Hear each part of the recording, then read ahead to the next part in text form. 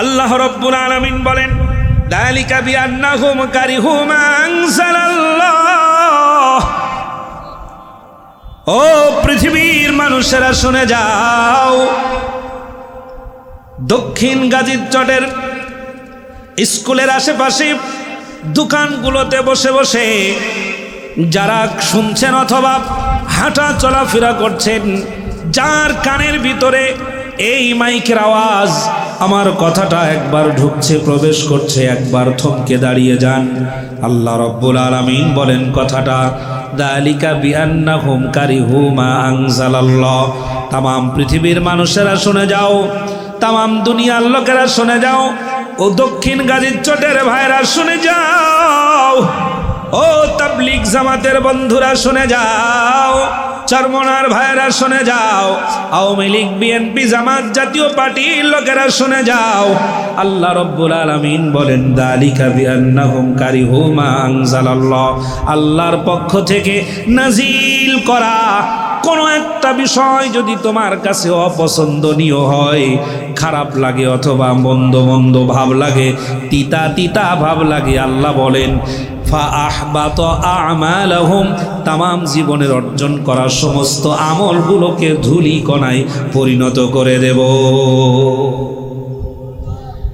তামাম জীবনে যা কামাই করেছো সওয়াব, সব সওয়াব মুহূর্তের ভিতরে ধুলি কণায় পরিণত করে দেব। কোনো সওয়াব কাজে লাগবে না যদি আল্লাহর আইন পছন্দ না হয়। আল্লাহর আইন পছন্দ করে না এরকম নামাজি দক্ষিণ গাজীর চটে নাই? এরকম রোজাদার দক্ষিণ গাজীর চটে নাই? বলবে নামাজ পড়বো, রোজা রাখবো, তসবিহ তাহলিল তেলাওয়াত করব, আস্তে করে জান্নাতে চলে যাব। ওরে আমার হাবা যাবা, ওই মুখে কি বাতাসা খাবা? এটা আওয়ামী লীগের সুইস ব্যাংক না। আমার ভাইরা, আল্লাহর পক্ষ থেকে নাজিল করা কোনো একটা বিধান যদি তোমার কাছে অপছন্দনীয় হয়, তাহলে আল্লাহ বলেন ফাহবাত আমালাহুম, তামাম জীবনের সমস্ত আমলগুলো ধুলি কণায় পরিণত করে দেব। আজ শত শত মুসল্লির নামাজ নষ্ট হয়ে যাচ্ছে শুধুমাত্র আল্লাহর দ্বীনের পক্ষে না দাঁড়ানোর কারণে। রোজাদারের রোজা নষ্ট হয়ে যাচ্ছে, তাবলীগ জামাতের ভাইদের চিল্লাবি নষ্ট হচ্ছে, শুধুমাত্র আল্লাহর জমিনে আল্লাহর দ্বীন প্রতিষ্ঠার আন্দোলনের কাতারে সমর্থন বা সেই কাতারে শামিল না হওয়ার কারণে। নামাজি ব্যক্তি যদি আল্লাহর দ্বীন পছন্দ করবে না, এটা হতে পারে? রোজাদার ব্যক্তি আল্লাহর আইন প্রতিষ্ঠা হোক পছন্দ করে না, এটা হতে পারে? অসম্ভব, হতেই পারে না।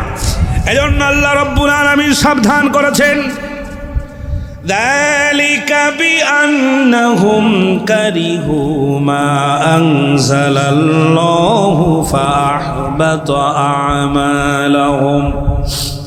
আল্লাহর পক্ষ থেকে নাজিল হওয়া কোনো বিষয় যদি তোমাদের কাছে অপছন্দনীয় হয়, তাহলে তামাম জীবনের সমস্ত আমলগুলো ধুলি কণায় পরিণত করে দেব।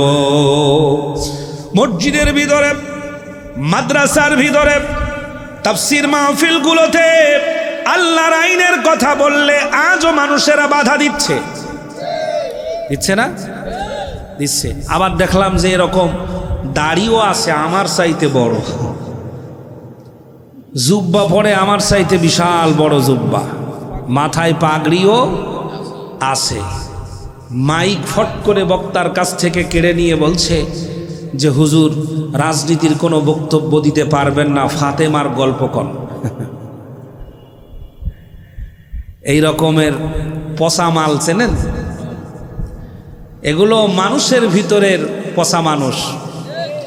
আলুর দোকানে যেমন কিছু পচা আলু থাকে, পটলের ভিতরে যেমন কিছু পচা পটল থাকে, মরিচের ভিতরে যেমন কিছু পচা মরিচ থাকে, মালের ভিতরে যেমন কিছু পচা মাল থাকে, যেই মালগুলো ভালো মালগুলোকে নষ্ট করে, এই রকমের ঘুণে ধরা ইমানদার মার্কা মানুষ জীবন্ত ইমানদারদেরকে বাধা দিয়ে বিনষ্ট করে দেয়। আমার ভাইরা, কোরআনুল কারীমের ভিতরে আল্লাহ পাক মানুষের প্রয়োজনীয় যা দরকার সব বলে দিয়েছেন। নাকি কোনো কিছু বাদ রেখেছেন? বাদ রাখেন নাই, সব বলে দিয়েছেন আল্লাহর কোরআন। এর মধ্যে কি নাই? এর মধ্যে আছে বিজ্ঞান, আল্লাহর কোরআনের মধ্যে আছে দর্শন, আল্লাহর কোরআনের মধ্যে আছে ইতিহাস, এর মধ্যে আছে সর্বশ্রেষ্ঠ রাজনীতি। সুবহানাল্লাহ।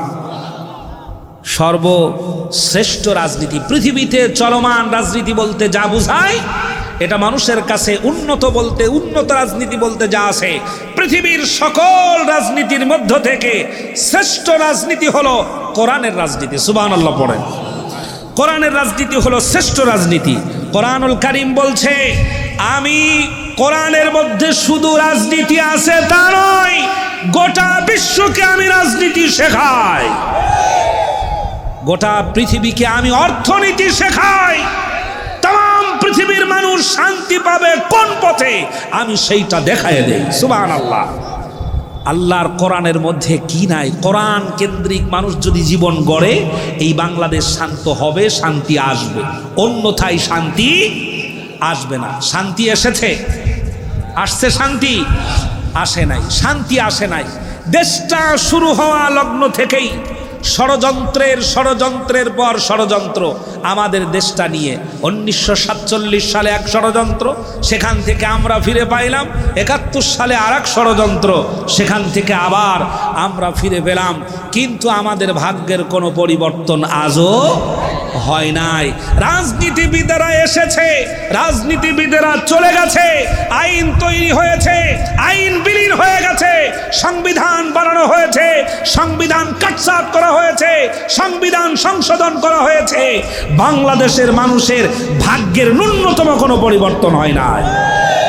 পরিষ্কার এই 54 বছরের ইতিহাসে একথা প্রকাশ করে দিয়েছে, মানুষের বানানো এই সংবিধান দিয়ে পৃথিবীর বা বাংলাদেশের মানুষের ভাগ্যের কোনো পরিবর্তন হবে না। এই সংবিধান হলো ল্যাংড়া সংবিধান। কথা শুনতেছেন? বাংলাদেশের সংবিধান কি সংবিধান? আবার বলেন, বাংলাদেশের সংবিধান কি সংবিধান? ল্যাংড়া সংবিধান। আরেকটি লাইন আছে, সেটা হলো অন্ধ সংবিধান।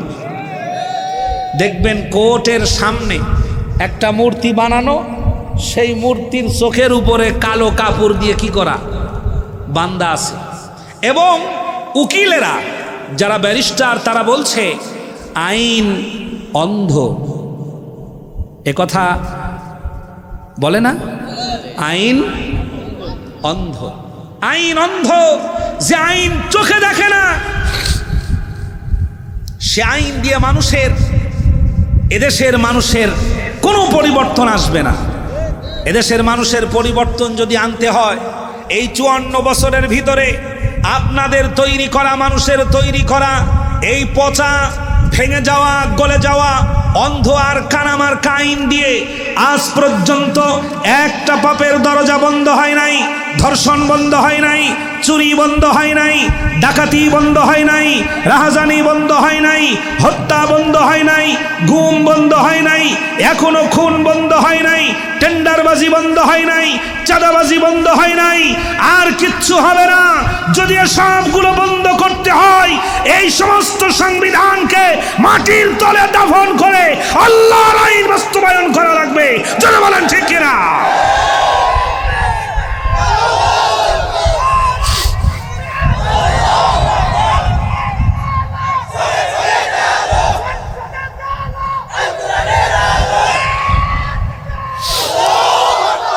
আমার ভাইরা, এই সংবিধান বাদ এখন নতুন একটা সংবিধান চাই, যেই সংবিধানের নাম হলো আল কোরআন। সংবিধানের নাম কি? জোরে বলেন, সংবিধানের নাম কি? এই সংবিধানটা আমাদের দেশের অনেক নামাজি এখনো মেনে নিতে পারে নাই। উনি যদি শেখ হাসিনার মতো নামাজি হয়, তাহলে মেনে না নেওয়ারই কথা, ঠিক কিনা? উনি যদি হাসানুল হক ইনুর মতো টুপিওয়ালা হয়, তাহলে মেনে না নেওয়ারই কথা। এরকম যদি নামাজি হয়, তাহলে মেনে না নেওয়ারই কথা। নামাজ আব্দুল্লাহ ইবনে উবাইও পড়তো, মুনাফিক। নামাজ পড়তো ঠিকই, কিন্তু সারাক্ষণ চিন্তা ভাবনা করত কি করে মুহাম্মদ সাল্লাল্লাহু আলাইহি ওয়াসাল্লামকে শেষ করে দেওয়া যায়। সুতরাং আল্লাহ রাব্বুল আলামিন বলেন, তাম পৃথিবীর ভিতরে যত সংবিধান আছে, যত মত আছে, যত পথ আছে, যত রকমের মতাদর্শ পৃথিবীর ভিতরে প্রচলিত আছে, আল্লাহ রাব্বুল আলামিন একটা জিনিস আমাদের জন্য পছন্দ করে দিয়েছেন। আল্লাহ পাক বলেন, ইন্নাদ-দীনা ইনদাল্লাহিল ইসলাম। জোরে বলেন আল্লাহু আকবার। আল্লাহ রাব্বুল আলামিন বলেন, তাম পৃথিবীর ভিতরে যত ধর্ম আছে, যত ধর্মগ্রন্থ আছে, প্রচলিত 4000-এরও বেশি ধর্ম প্রচলিত পৃথিবীর বুকে আছে। এবং এই পৃথিবীর ভিতরে যত ধর্মগ্রন্থ আছে, সমস্ত প্রচলিত ধর্মের মধ্য থেকে একটি জীবন ব্যবস্থা আল্লাহ আমাদের জন্য পছন্দ করে দিয়েছেন। সেই জীবন ব্যবস্থার নাম হলো ইসলাম। ওইটা পালন করি, এই জন্যই হলো আমাদের নাম হলো মুসলমান। আমরা ইসলাম মানি, এজন্য আমরা কি? ইসলাম না মানলে আমরা মুসলমান না। ইসলাম মানি, এজন্য আমরা মুসলমান। আমরা যদি ইসলাম মানতে না পারি, তাহলে মুসলমানিত্বই আমাদের থাকার কথা না। অনেকেই এই গর্হিত কাজটা এখন করছে। রাজনৈতিক গ্যারাকলে পড়ে রাজনৈতিক স্বার্থ হাসিলের জন্য মুসলমানিত্বটাকে বিনষ্ট করে দিচ্ছে।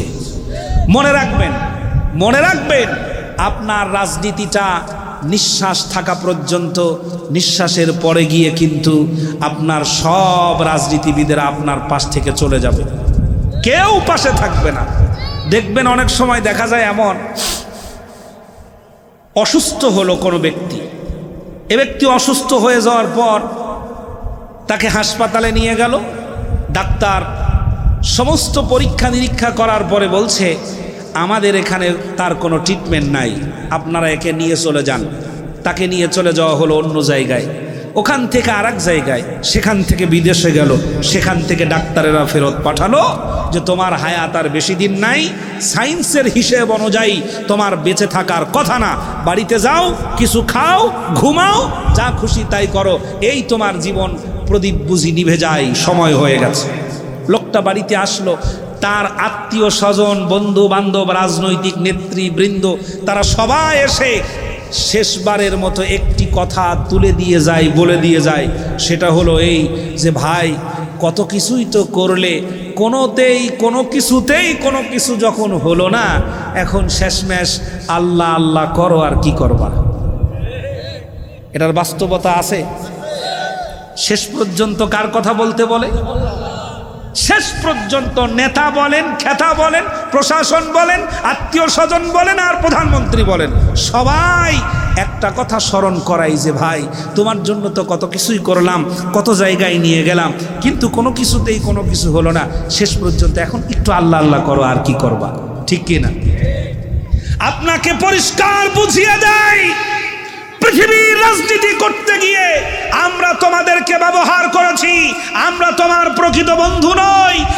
তোমার প্রকৃত বন্ধু হলো আল্লাহ, তোমার প্রকৃত বন্ধু হলো ইসলাম, তোমার প্রকৃত বন্ধু হলো আল্লাহ রসুল। এটা ছেড়ে দিয়ে অন্যদিকে যারা এখনো ঘুরছো, উদাত্ত আহ্বান জানাই, দুনিয়া এবং আখিরাত শেষ না করে ইসলামের পথে এখনো দৌড়াও। আল্লাহ যেন কবুল করেন, বলেন আমিন। জোরে বলেন আমিন। আমার ভাইরা, আমার আপনার জীবনের জন্য আল্লাহ যেই ধর্মটা পছন্দ করলেন, যেই নীতিটা পছন্দ করলেন, যে নিয়মটা পছন্দ করলেন, সেই নিয়মের নাম হলো ইসলাম। নিয়মের নাম কি? জোরে বলেন, সেই নিয়মের নাম কি? ইসলাম। আমার আপনার জীবনের পারিবারিক নীতি, অর্থনীতি, রাজনীতি, সব কিছু ইসলাম কন্ট্রোল করে, ইসলাম এটাকে ব্যালেন্স করে। সুবহানাল্লাহ পড়ে। আমার ভাইরা, গভীর রজনী একজন মানুষ ব্যাংকের ভিতরে বসে আছে, অথবা কোনো কাজ করতে গিয়ে এমন একটা জায়গায় বসে আছে যেখানে মানুষের অর্থ সম্পদ জমা করে রাখা হয়। এই রকমের জায়গা থেকে একা একা ইচ্ছে করলে চুরি করতে পারে, ইচ্ছে করলে ডাকাতি করতে পারে, অথবা নির্জন কোনো জায়গায় ইচ্ছে করলে ধর্ষণ করতে পারে, নির্জন কোনো জায়গায় কোনো মানুষকে একা একাই হত্যা করে দিয়ে ফেলতে পারে। এমন একটা জায়গা থেকে ওই মানুষটাকে ফিরায়ে আনার জন্য ওই সময় কোনো র্যাব নাই, ওই সময় কোনো পুলিশ নাই, ওই সময় কোনো প্রশাসনের লোকেরা নাই, ওই সময় কোনো দলীয় লোক নাই, কেউ তাকে ফিরাবার জন্য ওই সময় উপস্থিত কেউ নাই। আল্লাহ রব্বুল আলামিন এমন একটা জীবন ব্যবস্থা আমাদেরকে দিয়েছেন, ওটা যদি জীবনে সেট হয়ে যায়, ওই অন্ধকার আর একাকিনী জায়গা থেকে মানুষটাকে ফিরায় আনতে পারে কেবলমাত্র আল্লাহ রব্বুল আলামিনের ভয়। আল্লাহর ভয় যদি চোরের ভিতরে জাগে, চোর চুরি করা ছেড়ে দেবে না, রাখবে। কারণ চোর মনে করবে সবার চোখকে ফাঁকি দেওয়া গেলেও কার চোখ ফাঁকি দেওয়া যায় না? আল্লাহর চোখ ফাঁকি দেওয়া যায় না। চোরের ভিতরে আল্লাহর কথা যদি জাগে, চোর চুরি করবে না। ডাকাতের ভিতরে আল্লাহর ভয় যদি জেগে যায়, ডাকাত আর ডাকাতি করবে না। অন্যায়কারীর ভিতরে যদি আল্লাহর ভয় জেগে যায়, তাহলে সে আর অন্যায় করার জন্য সামনে পথ আগাবে না, কদম বাড়াবে না। আমার ভাইয়েরা, এজন্য আল্লাহর জমিনটাকে শান্ত করতে হলে তোমার গণতন্ত্র দিয়ে হবে না। আল্লাহর জমিনের মানুষকে মুক্তি দিতে হলে পরে তোমার কমিউনিস্ট দিয়ে হবে না, তোমার সমাজতন্ত্র দিয়ে হবে না, তোমার ক্যাপিটালিজম দিয়ে হবে না। যদি এই দেশটাকে শান্ত করতে চাও, তাম পৃথিবীর মানুষগুলোকে যদি শান্তির জায়গায় ঘুমোতে দিতে চাও, তাহলে এমন একটা জীবন ব্যবস্থা দরকার, যেই জীবন ব্যবস্থায় আল্লাহ রব্বুল আলামিনের ভয় অন্তরে জাগ্রত করে দেয়, অন্তরে জাগ্রত করে দেয় আল্লাহর ভয়। অনেকেই আমাদের দেশের মসজিদগুলোর সভাপতি, সেক্রেটারি বা যারা আছে জাতীয় লোকেরা, অনেকেই বলে, আজ অনেকেই মনে করছেন কোরআন আর রাজনীতি দুটো আলাদা জিনিস। কোরআন আর রাজনীতি এই দুটোই আলাদা জিনিস, এক জিনিস নয়। অনেকের দাবি, অনেকের ধারণা, কান খাড়া করে লক্ষ্য করেন, অনেকের দাবি, অনেকের ধারণা কোরআন আর রাজনীতি এ দুটো এক জিনিস নয়, এটা আলাদা আলাদা সাবজেক্ট। অনেকের দাবি। সম্মানিত ভাইরা, এইটা হতে পারে, এই কথাটা হতে পারে অন্যান্য ধর্মগ্রন্থের বেলায়। কথা শুনতেছেন? এলাটাছেন, একটু লক্ষ্য করবেন, ভুল যেন না বোঝেন। অনেকেই মনে করে কোরআনের সাথে রাজনীতির কোনো সম্পর্ক নাই, রাজনীতি আলাদা, কোরআন আলাদা, এটা মনে করে। এটা হতে পারে, এটা হতে পারে অন্যান্য ধর্মগ্রন্থের ক্ষেত্রে এটা হতে পারে, কিন্তু কোরআনের ক্ষেত্রে তা নয়। সম্মানিত ভাইরা, লক্ষ্য করুন, ইসলাম আর রাজনীতি, কোরআন আর রাজনীতি আলাদা, এটা আমার ধর্মগ্রন্থের সাথে যায় না। অন্যান্য ধর্মগ্রন্থ যেমন বেদ, বাইবেল, ত্রিপিটক, পুরাণ, ভগবদ গীতা, মহাভারত, রামায়ণ, এই জাতীয় কিতাব যেগুলো পৃথিবীতে আছে ধর্মগ্রন্থ, যেহেতু বেদের মধ্যে নাই জুডিশিয়াল ল, চুরি করলে কি করা হবে এটা বেদে বর্ণনা করা নাই, ডাকাতি করলে কি করা হবে বেদ কিতাবে বর্ণনা করা নাই, পুরাণে বর্ণনা করা নাই, গীতার মধ্যে বর্ণনা করা নাই, মহাভারতের ভিতরে বর্ণনা করা নাই, রামায়ণের মধ্যে বর্ণনা করা নাই। একজন মানুষ জেনা করলে শাস্তি কি হবে, জুডিশিয়াল ল 100% যতটুকু দরকার তা সেখানে বর্ণনা করা নাই। কিন্তু আল্লাহর কোরআনের ক্ষেত্রে আল্লাহ পাক তা অপূর্ণ রাখেন নাই।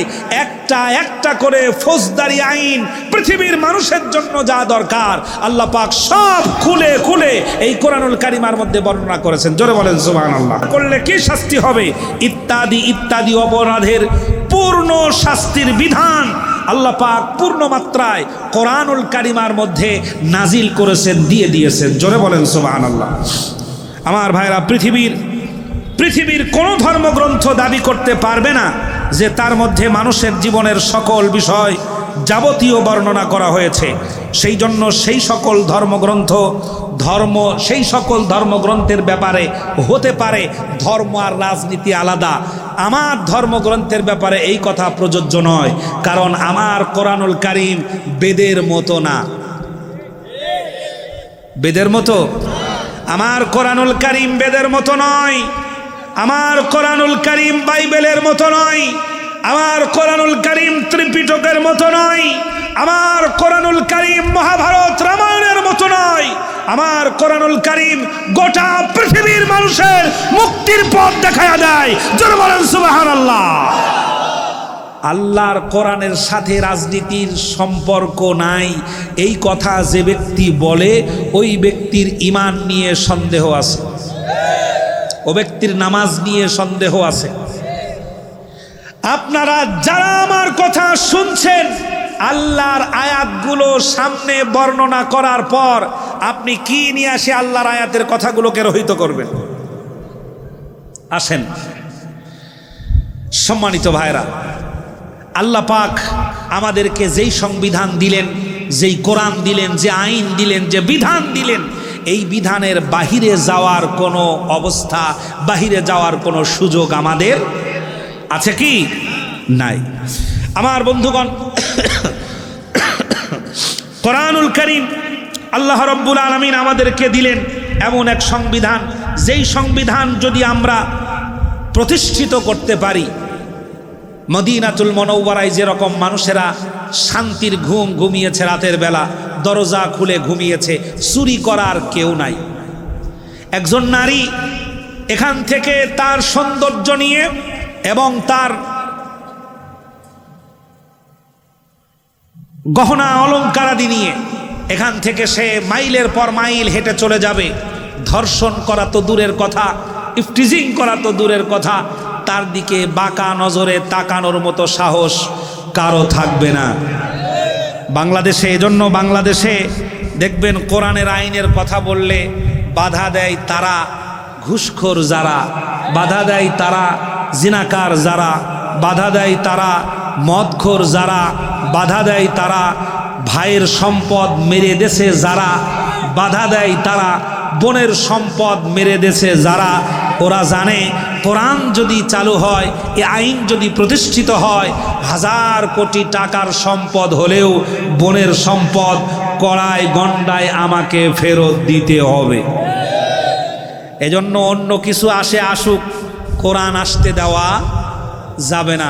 ওদিকে কোরআন আসতে দিচ্ছে না, আল্লাহর আইন পছন্দ করছে না, মসজিদের ভিতরে নামাজ আনতে তাসবিহ পড়ে বলছে, আল্লাহ জীবনের গুনাহ মাফ করে দাও, রব্বানা যালামনা আনফুসানা। কি কান্দারে ভাই, চোখের পানি দিয়ে ভেসে যাচ্ছে। আর লোকেরা মনে করছে আহ কত বড় আল্লাহর ওলি গো, কিন্তু ও ভিতরে ভিতরে আল্লাহর আইন সহ্য করতে পারে না। এজন্য আল্লাহ রাব্বুল আলামিন সাবধান করেছেন, আফা গায়রা দীনিল্লাহি ইয়াবগুনা ওয়া লাহু আসলামা মান ফিস সামাওয়াতি ওয়াল আরদ তাওআন ওয়া কারহান ওয়া ইলাইহি ইউরজাউন।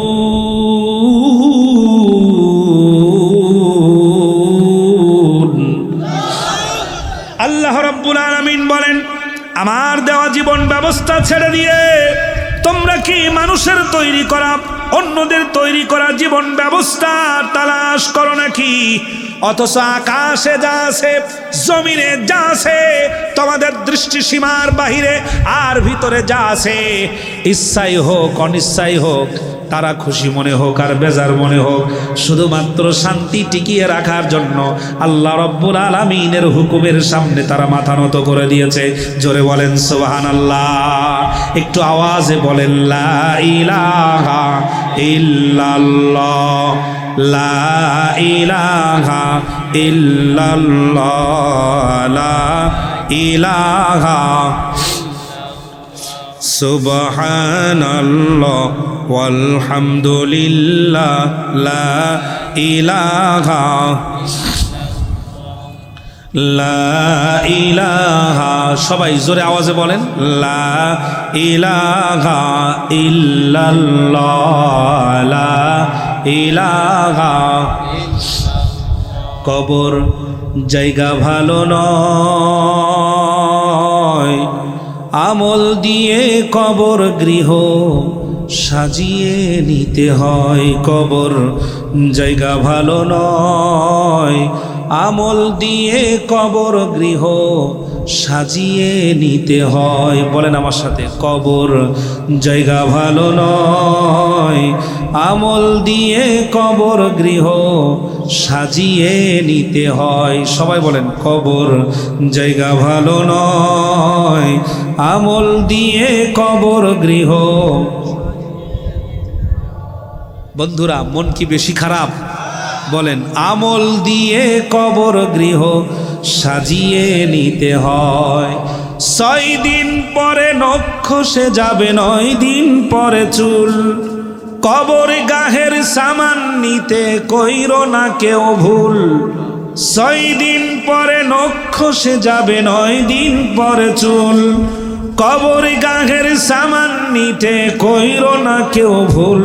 কবর জায়গা ভালো নয়, আমল দিয়ে কবর গৃহ সাজিয়ে নিতে হয়। কবর জায়গা ভালো নয়, আমল দিয়ে কবর গৃহ সাজিয়ে নিতে হয়। লা ইলাহা ইল্লাল্লাহ, লা ইলাহা। 17 দিনে পেট ফেটে শেষ প্রকার খাদ্য হবে। 60 দিন পরে গোশ থাকবে না, কঙ্কাল পড়ে রবে। 17 দিনে পেট ফেটে শেষ প্রকার খাদ্য হবে। 60 দিন পরে গোশ থাকবে না, কঙ্কাল পড়ে রবে। 90 দিনে হাড়গুলি সব ওরে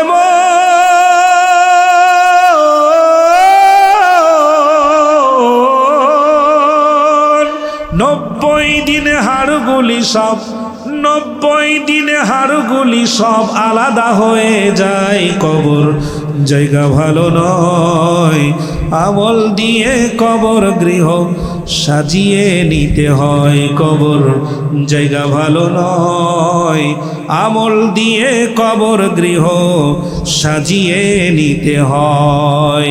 একবার জোরে জোরে বলা যাবে কি মারহাবা? পৃথিবীর যেখানে আল্লাহর আইন প্রতিষ্ঠিত শান্তি সেখানে, সুবহানাল্লাহ পড়েন। যেখানে ইসলাম সেখানেই, যেখানে ইসলাম নাই সেখানেই অশান্তি। যদি অশান্তি দূর করতে হয় ইসলাম ঢুকার সুযোগ করে দেওয়া লাগবে। ইসলাম আসতে পারতেছে না ভারতের চক্রান্তে, ইসলাম বাংলাদেশে ইসলাম প্রবেশ করতে পারছে না, সংবিধানে ইসলাম প্রবেশ করতে পারছে না, বাংলাদেশের মানুষের শান্তির জন্য ইসলাম দাঁড়াতে পারছে না, আল্লাহর আইন প্রতিষ্ঠিত হতে পারছে না। ও তৌহিদি জনতা, আল্লাহর আইন প্রতিষ্ঠিত করার জন্য ভারতের থেকে পাচার করা সকল ষড়যন্ত্র আর বাংলাদেশের ভেতর থেকে জমিন ফুঁড়ে উদ্গত হওয়া সকল ষড়যন্ত্রকে ছাত্র জনতার মতো তৌহিদি জনতা আইন হাতে তুলে নিয়ে সমস্ত ষড়যন্ত্র রুখে দিয়ে আল্লাহর আইন বাস্তবায়নের জন্য প্রস্তুত হয়ে যারা থাকতে চান তো হাত উঁচু করে বলেন আল্লাহু আকবার।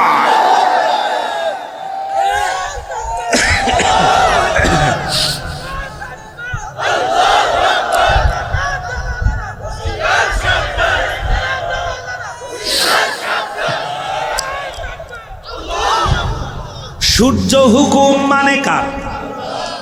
চন্দ্র হুকুম মানে কার? আপনি কত বোকা, আল্লাহর আইন পছন্দ করতে পারছেন না। আপনার চোখ, এই যে চোখ আমরা যে তাকাই, চোখ, এই চোখের পলক আমরা নিজেরা ফেলি না একাই পড়ে? ভেবে চিনতে বলেন, নিজেরা ফেলেন না একাই পড়ে?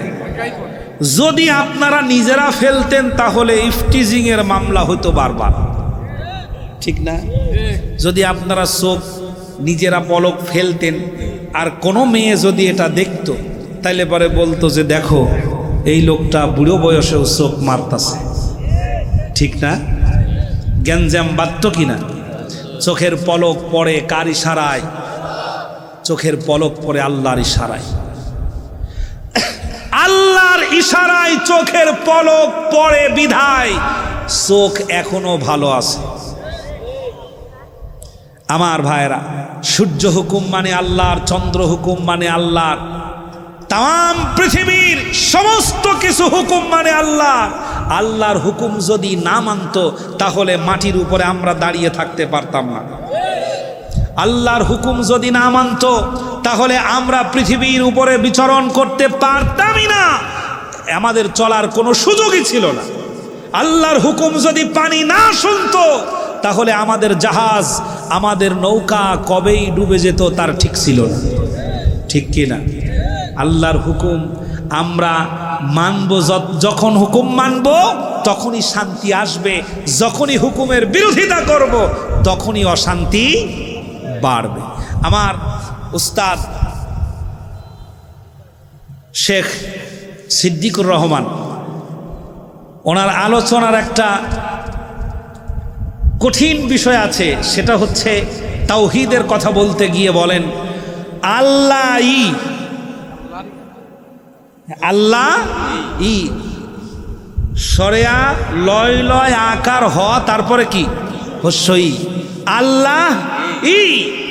আমাদের বাঁচানোর মালিককে আল্লাহ বলেন, আল্লাহ ই। এখন এই কথা বলতে গিয়ে একটা দৃষ্টান্ত দিতেন মাঝে মধ্যে, দেখতাম, শুনছি এর আগে। সে আপনি এখন বাড়িতে গিয়ে যদি বউরে বলেন যে আমি তোমার কে হই, আমি কি তোমার স্বামী, তো বউ যদি বলে তুমিও আমার স্বামী, এ কথা যদি বলে তাহলে কি মনে করবেন? হ্যাঁ, রাখবেন? চিন্তা করবেন সর্বনাশ, তুমিও আমার স্বামী, তার মানে আছে কয়টা, ঠিক কিনা? আর যদি বলে তুমি একমাত্র আমার স্বামী, তাহলে আর সন্দেহ করার কোনো সুযোগ নাই। শান্তির জন্য যে বিধান, সেই বিধানের নাম ইসলামী। পৃথিবীর আর কোনো বিধান শান্তির বিধান হতে পারে না। আল্লাহর বিধানই শান্তির বিধান, আল্লাহর বিধানই মুক্তির বিধান, আল্লাহর বিধানই নিরাপত্তার বিধান। জোরে বলেন সুবহানাল্লাহ। আমার ভাইরা, ন্যায় প্রতিষ্ঠা যদি না হয়, আল্লাহর এই দিন যদি প্রতিষ্ঠা না হয়, তাম পৃথিবী অশান্তির আগুনে দাউ দাউ করে জ্বলবে। পৃথিবীর কেউ শান্তি দিতে পারবে না, পৃথিবীর কেউ শান্তি দিতে পারবে না। আইন প্রতিষ্ঠা করার জন্য আমাদের সংগ্রাম চালাতে হবে, চেষ্টা চালাতে হবে, সাধনা চালাতে হবে। আল্লাহর দিন প্রতিষ্ঠা করার জন্য যদি প্রয়োজন হয়, অর্থ দিতে হতে পারে, সম্পদ দিতে হতে পারে, আমাদের জীবন দিতে হতে পারে, সন্তানও দিতে হতে পারে। যার যতটুকুন যখন যেভাবে প্রয়োজন, আল্লাহর দিন প্রতিষ্ঠার আন্দোলনকে এগিয়ে নিয়ে যাওয়ার জন্য আমরা তখন সেভাবেই দেওয়ার চেষ্টা করব। জোরে বলেন আমিন।